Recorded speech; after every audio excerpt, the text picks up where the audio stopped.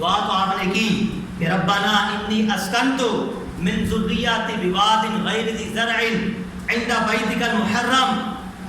مفسرین نے لکھا، محدثین نے لکھا، علماء فرماتے ہیں اس آیت کی تشریح کرتے ہوئے کہ چھوڑ کر بیٹے کو جا رہے ہیں اور دعا میں فرماتے ہیں کہ میں اپنی اولاد کو چھوڑ کر جا رہا ہوں.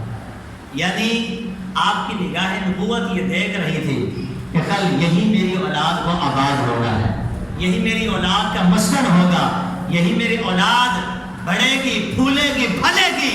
یہ نبی کا علم تھا کہ آپ دعا میں یہ نہیں کہہ رہے کہ میں اپنے بچے کو چھوڑ کے جا رہا ہوں، بلکہ کہہ کے جا رہے کہ میں اپنے اولاد کو چھوڑ کے جا رہا ہوں. اور پھر کیا فرمایا؟ بواد غیر ذی زرع، بے آب و بیا، یعنی وہ وادی کہ جہاں کوئی کاشتکاری نہیں ہوتی. قربان جائیے، ہزاروں سال گزر گئے، آج بھی آپ جا کر دیکھ لو تو وہاں پر کھیتی کاشت نہیں ہوتی.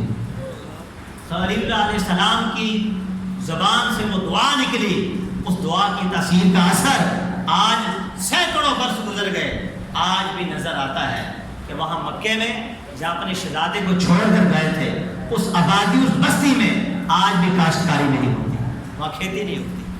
اور پھر اگلا جملہ آپ نے شاہ فرمایا عند بیتک المحرم، تیرے عزت والے گھر کے پاس اس وقت تو بظاہر خانے کعبے کا نام و نشان بھی نہیں تھا.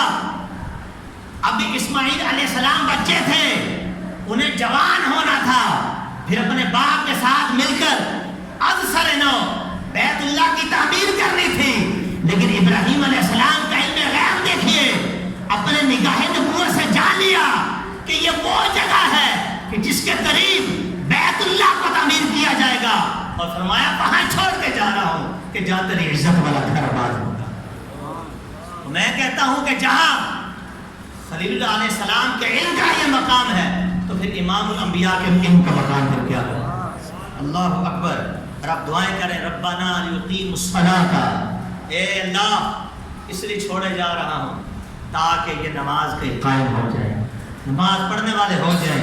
اور پھر فرماتے ہیں فجعل افئدۃ من الناس تهوی الیہ، اے اللہ لوگوں کو ان کے دل کی طرف مائل کر دینا، لوگوں کو ان کے دل کی طرف مائل کر دینا تاکہ کل لوگ یہاں پہ آ کے تیرے گھر کا طواف کرے. اور پھر فرمایا وارزقہم من الثمرات، ان کو پھلوں کا رزق عطا کرنا. یہ بھی بڑا نفیس نکتہ ہے. آج عرب کے اندر جتنے میوے جات اور جتنا پھل ملتا ہے اور جتنا پھل اور میوہ عرب کھاتا ہے، کائنات کے اندر کوئی بھی ملک، کوئی شہر اتنا پھل نہیں کھاتا. یہ کس کی زبان سے نکلا ہے؟ ابراہیم علیہ السلام کی زبان سے نکلا. کیسی دعا کر گئے. آج سینکڑوں ہزاروں سال گزر گئے لیکن دعا کی تاثیر کا اثر دیکھو. عرب والے ان کے پاس نہ میوہ جات کم ہوتا ہے، نہ پھلوں کی کمی ہوتی ہے. اور پھر فرمایا لعلہم یشکرون، تاکہ یہاں رہنے والے لوگ جو ہیں وہ پھل کھا کے اور تیرا شکریہ ادا کریں. قربان جائیے، پتہ چلا انبیاء علیہ السلام کی دعائیں بڑا اثر رکھتی ہیں. یہ وقتی دعا نہیں ہوتی. جبھی تو نبی پاک علیہ السلام نے فرمایا نا من زار قبری وجبت لہ شفاعتی، جس نے میری قبر کی زیارت کی اس کے لیے میری شفاعت واجب ہوگی. اب جو صحیح عقیدہ رکھ کر ایمان و عافیت کے ساتھ مدینہ شریف میں پہنچ کر نبی پاک علیہ السلام کی محبت میں ڈوب کر، کیوں کہ فرشتوں کا قبلہ بیت المعمور ہے، مسلمانوں کے نماز پڑھنے کا قبلہ وہ خانہ کعبہ ہے، لیکن سارے ایمان والوں کے ایمان کا قبلہ مصطفیٰ کی ذات ہے. نبی پاک علیہ السلام کی ذات ہمارے ایمان کا قبلہ ہے. اور اگر اسی کے اندر کوئی کمی، کوئی کوتاہی ہوئی، پھر ایمان کمزور ہوگا. جہاں ایمان کمزور ہوگا وہاں پھر جنت میں جانا بڑا مشکل ہو جائے گا. لہذا ہمارے ایمان کا قبلہ نبی پاک علیہ السلام کی ذات ہے، اس لیے انہیں کو جانا، انہیں کو مانا، نہ رکھا غیر سے کام. تو للہ الحمد میں دنیا سے مسلمان ہوا. ابراہیم علیہ السلام کی یہ دعا قبول ہوئی اور شہزادے اسماعیل علیہ السلام پیدا ہوئے. پھر جب باپ اور بیٹا نے خانہ کعبے کی تعمیر کی، دونوں نے ہاتھ اٹھائے. ابراہیم علیہ السلام دعا کر رہے تھے، ان کے شہزادے عمل فرما رہے تھے. دعا کی تھی ربنا وابعث فیہم رسولا منہم یتلو علیہم آیاتک، اے اللہ اب تو انہی کے اندر، انہی میں سے ایک رسول بھیج جو ان پر تیری آیتیں تلاوت کرتا رہے. وَيُعَلِّمُهُمُ الْكِتَابَ وَالْحِكْمَةَ وَيُزَكِّيهِمْ إِنَّكَ أَنْتَ الْعَزِيزُ الْحَكِيمُ. اور فرمایا ان کو کتاب بھی سکھائے، ان کو حکمت بھی سکھائے اور ان کو پاک بھی کر دے. اللہ پاک نے دعا قبول فرمائی. نبی پاک علیہ السلام کی بعثت کو اس حسین انداز میں ذکر فرمایا. فرماتا ہے لقد من اللہ علی المؤمنین. الفاظ پہ توجہ رکھیے گا. ابراہیم علیہ السلام نے دعا کی، بعثت مصطفیٰ کی، اللہ نے قبول فرمایا.